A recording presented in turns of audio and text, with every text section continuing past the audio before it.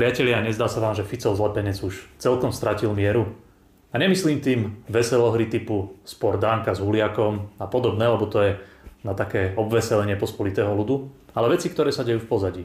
Tak napríklad dnes pán poslanec Gašpar, človek stále ešte obžalovaný zo závažnej trestnej činnosti, vykázal opozičného poslanca z parlamentu, a to tak, že prídu policajti a skrátka vás vyvlečú von.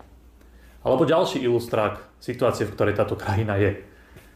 Dozvedeli sme sa len tak mimochodom, že pán premiér Fico, ktorý nám ťahá peniaze z vreciek, lebo však konsoliduje, si potichu dal zrekonštruovať svoje sídlo úrad vlády iba za 5 miliónov eur.